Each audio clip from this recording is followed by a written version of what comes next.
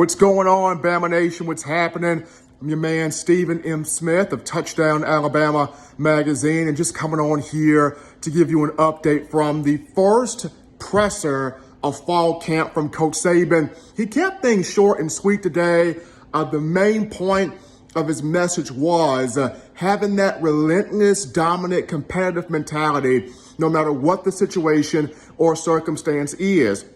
He spoke on it shouldn't take a loss to wake you up. It shouldn't take a loss to drive you to be dominant, to drive you to be competitive, to drive you to want to see something different. Saban mentioned you have to have that edge whenever things are going good. You have to have that edge when things are going rough. You have to have that edge at every waking moment. So Saban wants to see this team from start to finish have that dominant, competitive, hungry edge to it for this year. As we flip here to a little injury update here, guys like Ja'Cory Brooks and Darian Dalcourt, they did not practice in the spring due to injury. Saban mentioned both of these two guys are fine. They're ready to go here in camp.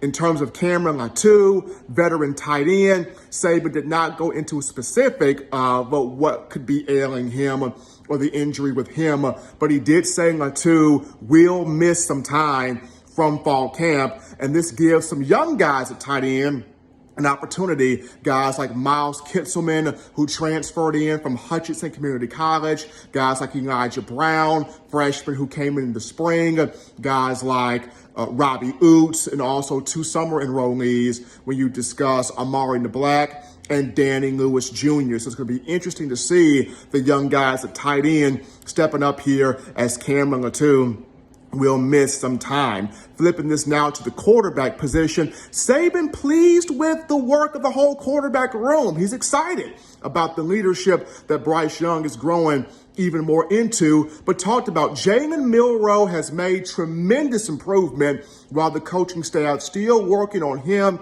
becoming that polished, full, complete passer.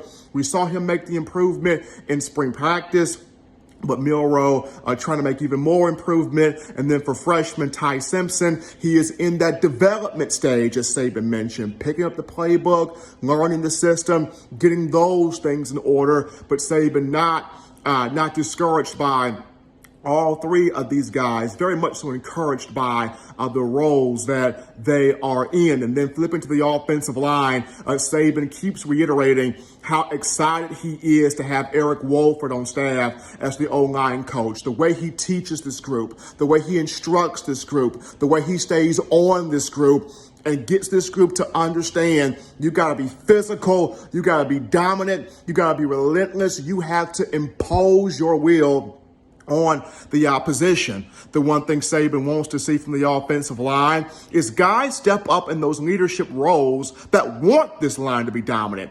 And Alabama's got a returning center in Seth McLaughlin, who came on strong late last season. You return your two guards in Emil Ekiyor Jr. and Javion Cohan. You bring in a transfer in Tyler Steen from Vanderbilt. And this is looking like J.C. Latham's year at that right tackle position. So Saban wants to see those guys really take on that physicality mindset and leaders be birthed on the offensive line. But this is yours truly, Stephen Smith of Touchdown Alabama Magazine, providing you this update from Saban's first presser of fall camp.